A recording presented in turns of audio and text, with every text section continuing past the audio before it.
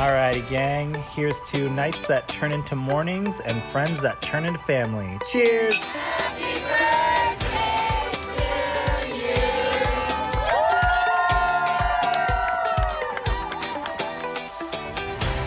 Hello. Welcome to the Friendship IRL podcast.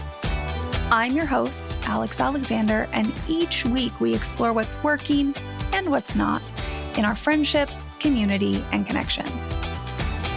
Have you ever wished you could sit down and have a conversation about what is really going on in your friendships? Well, you found your people. Join us as we dive into real-life stories and explore new ways to approach these connections. Together, we're reimagining the rules of friendship.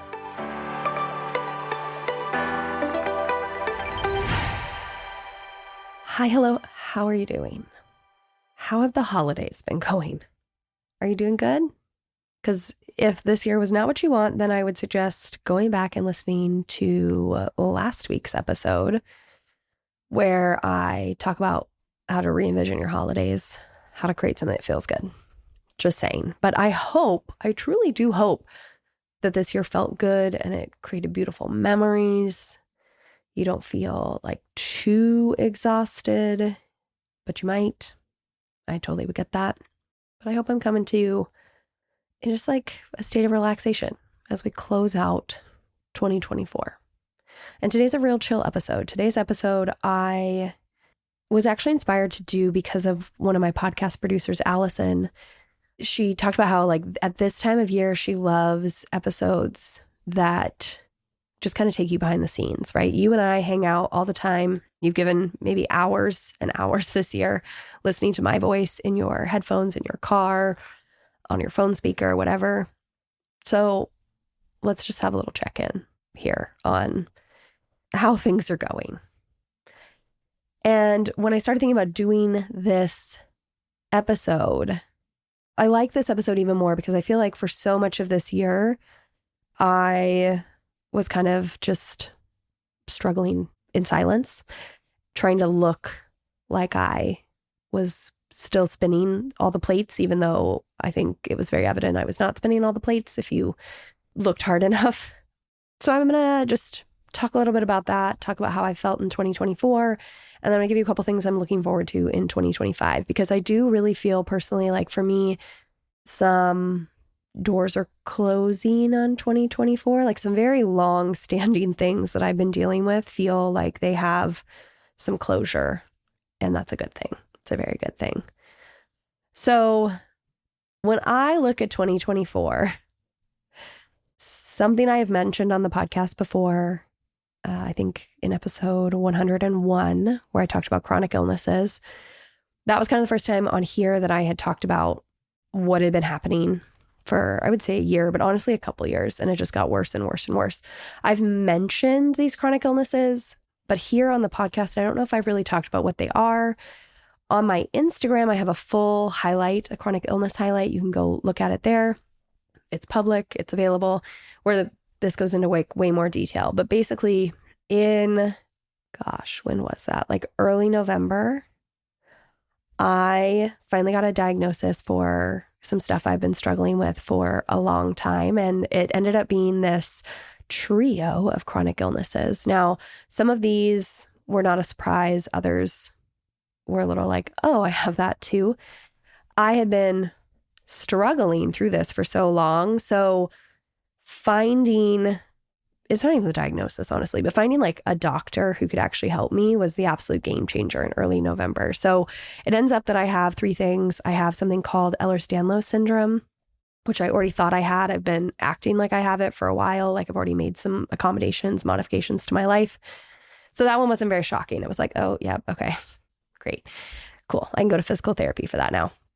The second one is something called Mast Cell Activation Syndrome. And this was the one that was really crushing me, like that had me in bed the 3+ days a week for this entire year. And that one is basically, again, there's more info on my Instagram about these, but basically it's my innate immune system is attacking itself. Like You have these triggers. The triggers are changing all the time. You don't really know what you're going to react to. And they're really weird, silly things often that like don't make any sense. I would go to the doctor and I would get allergy tested and they'd be like, you're not allergic to any of these things. And yet they were making me feel terrible. So it's basically like I would eat a tomato, for example, and my body would call in the SWAT team for no reason. And I would feel so sick for multiple days at a time. And I didn't know what was going on. So getting a diagnosis and getting treatment for that has been an absolute game changer in the last month and a half, still very new. And then the third one is dysautonomia or POTS. Honestly, that's the one I know the least about. I'm not even going to try and explain that one. But I didn't realize I had that one. Turns out I do. And I'm navigating all of this, but it is so much easier to navigate with an amazing, amazing doctor that I have. And just like answers, like a name. I don't intend to make these health things a new arm of my content. I don't intend to make them a huge thing. Like, will there be more chronic illness episodes at some point? Yes, but I would have done those even if I hadn't gotten these diagnoses because I think that that's very important anyways. But now that you know all that, I guess the reason I'm talking about it is because what you haven't known is that basically at the end of 2023, I did a massive spree of recording. And part of that is because I got so much interest when I asked for people to come on the podcast. Like when I have reached out to people, I think the last time I put kind of a blanket, I need guests, I got over 120 inquiries to come on the podcast, which is amazing. I think I ended up having, I want to say like 58 people that I actually invited on. And last year in October, November, December, I recorded, I think, almost 50 episodes. So all year, this year, you've actually been listening to episodes I recorded almost a year ago. That's what none of you knew. And I'm so grateful I did that, even though looking back at those episodes, like if you look at the videos, I look like I'm dying in some of them because I truly was pushing so hard through how bad I felt. But doing that meant that this year when I was really down bad, all I had to do was the narration. Like I had to find maybe a 2 to 3 hour window in my week where I felt well enough to finish the episode, but I didn't have to do all the other parts of the process. And then once I could make it through the narration, I could send it off to my podcast team. If you didn't know that, I have an amazing podcast team. Their company is called Podcasting for Creatives. I can't recommend them enough, but I basically send it off to them and they do the rest. They edit, they do the show notes, they get it listed, they do all that kind of stuff. I don't have to do anything. So that is how I have kept the podcast going this year. And anything else that was related to the podcast like has stopped. I didn't have capacity for it. So sharing clips or posting on social media, reaching out to other podcasts to be a guest, doing any sort of like press, PR, like all of that stopped. And yet the podcast has grown this year. So I am very grateful for that. Like it's wild. I was just looking at my metrics. We have listeners from 138 countries. We have almost 4,000 cities, 3,944 cities. I also think this stat is really interesting. Only 5% of the listeners are from Seattle. So I think that a lot of people who are listening to the podcast are finding it through like the podcast app search engines. I know people are finding it through word of mouth. So I appreciate that if you've ever shared the podcast with anyone. But there is definitely space where like it's wild to think when and if, like when I have capacity in 2025 to talk more about the podcast and to put it out there and to do social media and things like that, what is going to happen? I'm very excited about that. Looking at 2024, the other, I guess, like plates I kept spinning were my friends. Always. I've had so many beautiful friendship moments this year. People I've been friends with for a really, really long time that I feel like I got closer with. friendships that I have come back to, friendships that have evolved, amazing memories made, new phases of friendship. Like friendship always stayed my constant. Like I just did what I could in my friendships this year. And then we moved this year. So I'm proud of myself for making it through that, because that is always a huge time suck on life. And we are very, very grateful and happy to be in our new place. So that is what I looked at. That is how I feel about my 2024. I have not sat down and done my goals for 2025 or my like full reflection on 2024. There is this amazing exercise. I found it maybe 5 years ago now. If you go to yearcompass.com, this is my favorite personal, like this is what I do. And I love it because you do all these pages of reflection on the year that you had. So I'm sure I will discover other things that I did this year. It'll also be interesting to go back and look at what I thought 2024 was going to be, because I absolutely did not check off like 90% of the things on my 2024 goals. But I'm pretty sure that health was on there, like figure out what the heck is going on with your health. And the amount of energy I've put in 2024 to doing that was way more than I expected, but so necessary to get to where I am and to have the space to like get better and then get back to all those other things that I want to do, right? Get out there, living life. So where does that leave us going into 2025? And by us, I mean me. What's going on here in 2025? Number one, I'm going to get my health on lock. I promise to everybody out there. I'm going to do what the doctor says. We are going to get to a much more stable place. And I think I'm already exponentially more stable than I was. Like I was at a place where I didn't even know every day if I would be able to wake up and like take the meetings I needed to take. And I do feel like I'm getting to a place with the help of some meds and some supplements and some new practices my doctor has me on, that I do trust that most days I can wake up and at least get a chunk of my day done. Like I don't feel like I'm going to wake up and I don't know if I'm just going to be out of it all day, have a migraine or have intense fatigue 30 minutes after I wake up or whatever, because that's really where I was. So I'm going to get my health on lock. Beginning of 2025, we are already in progress for that. I'm already seeing great strides. So I feel good about that one. The second one is in my personal life. I feel like my friendships, like I said, are in a really great place. Obviously, keep that plate spinning. I am back at a place where I need to invest in community again. I don't know what that looks like. There's certain things I had to take a step back from, right? Like I stepped away from my Toastmasters club because I just didn't have capacity to go most weeks. And if I even could show up, I definitely wasn't prepared to show up. So there's that. Last year, I went in this whole thing where I was trying to join I joined our local community pool, and I was trying to go to aquatics more regularly and get in community with, honestly, a lot of retired people in my area, because that's who attends the 10 a.m. Wednesday aquatics class. And that kind of fell off my radar. Maybe a walking group. I don't really know, but there needs to be some community aspect for me, because that's fallen off. So I will definitely be sharing about that here. Something else that I really want to focus on, especially in like Q1 of 2025, is being more connected to you all.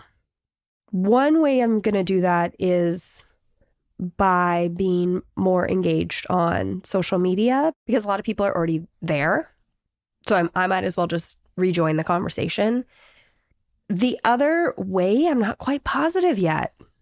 Like, how do we want to be connected? Here's some things I've considered, okay? A Facebook group. I've actually had somebody ask me about starting a Facebook group. I've had a few people. Like, do I do that? Well, do people want it? Another one would be Substack, mainly because you can have a comment section. Do I want to do a Substack? Do I just create some spaces where I'm showing up like live somewhere?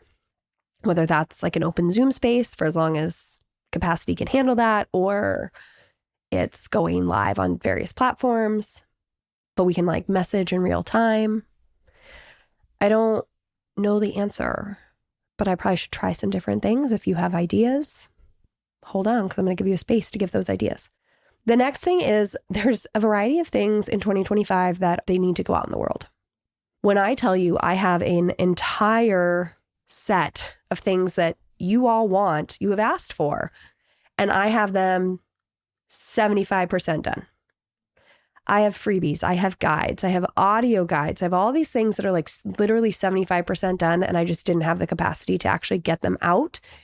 So in Q1, I'm not creating anything new. All this stuff is just going to come out, and it's probably going to feel a little rapid fire, but I guess take what you need, because it's all been created, it's all been sitting here, and I just haven't crossed the finish line. So we're going to do that. And then the other thing that's going to get out is the book. If you're wondering where the book has been, I'm here to tell you that the book is 90% done. It's just right there. And a big reason I haven't even finished the last 10% is because I know that when it's done, I'm going to want to put it out there, and I haven't had the capacity to do the podcast interviews and do the promos and do the social media and do the things. So it's just been sitting here, but the book is coming out. We are doing that. I promise. 2025, it's happening. And then the final thing for 2025, at least the beginning, I'm really just talking about like the beginning of 2025. I can't think too far in the future right now, is the podcast. So like I said, this is the one plate I have kept spinning this year. I'm really grateful I did. We've gone over 100 episodes at this point. Again, it keeps growing without even any of the traditional marketing techniques. Like imagine what would happen. But I do want to make some changes to the podcast. And I say that with kind of a look on my face because there's not an overhaul. Like the podcast is continuing as it is. What I do want to do is, like you heard, this year was kind of just keep it going. I want to be more intentional in 2025. And I have some ideas for how to do that. But I need your help. Now, I believe, just looking at various metrics I have, I believe that a good number of you here on the podcast actually mainly hang out with me here on the podcast. And by that, I mean, you aren't necessarily like on my email list. You aren't following me on social media. You have found me some way on the podcast. You have subscribed and you're here. I have asked for feedback before on social media, on my newsletter, things like that. And the feedback I've gotten has led me to believe, I don't know if these are exactly the same audiences. I don't know if people are following me in both places, or at least a vast majority of people. So because you are the only plate I've kept spinning, I want to give you an opportunity to give some feedback on the podcast because you are, like the person who listens to the podcast. I'm going to put a link to a survey in the show notes. Now, to be completely honest with you, at the time of recording this, I have not created said survey, so I can't tell you exactly what it is, but here's what I will promise. It will take you under 2 minutes to complete. It's going to be some kind of like this or that. There will be a couple places if you want to type something in and a space if you want to write me something longer. If you want to take longer than 2 minutes, you can, but that will not be required. Just kind of like an open-ended, anything you want to tell me. What I want to know is, like, for example, when I look at the metrics of the podcast, the episodes that have the most listens are actually my solo episodes, which I find really interesting. Are they really what you want? Because sometimes I think that maybe the solo episodes get more listens because the titles are catchier and they hit more on your problems. Am I right or am I wrong about that? I don't know. We're going to ask about that in the survey. I also have this idea in the coming year of batching topics a little bit. So let's say doing an entire month focused on what is mutual aid, doing an entire month on parents and friendships, doing an entire month focused around chronic illness. Do we want that? Do we like that? Or do you want me to keep just picking things? I have a couple more questions similar to that where you can just kind of pick yes or no or choose an option. I'm also going to ask you if there are any topics you want me to cover. So it really shouldn't be that hard of a survey, but I want to give you, the person actually listening to the podcast, the opportunity to kind of shape where we go in 2025. I would love to hear from you. And that's really where we're at. I don't know. This year feels like a absolute whirlwind. I'm not sure where the time went. I say that also knowing that most of my time went to me just like laying in bed. I am really excited about what's coming in 2025. I also have some other like business type things that are happening in the background that I can't share quite yet, but I'm really, really excited about them. And imagine if I actually had, 20, 30, 40 hours a week to work on this stuff, what we could all do here. We're going to find out hopefully in 2025. I'm excited about it. I want to wish you a end of the year filled with ease and a beautiful start to your 2025. And I will see you right back here. Thank you for listening to this episode of Friendship IRL. I am so honored to have these conversations with you, but don't let the chat die here. Send me a voice message. I created a special website just to chat with you. You can find it at alex.chat. You can also find me on Instagram. My handle at it's Alex Alexander, or go ahead and leave a review wherever you prefer to listen to podcasts. Now, if you want to take this conversation a step further, send this episode to a friend. Tell them you found it interesting and use what we just talked about as a conversation starter the next time you and your friend hang out. No need for a teary goodbye. I'll be back with a new episode next week.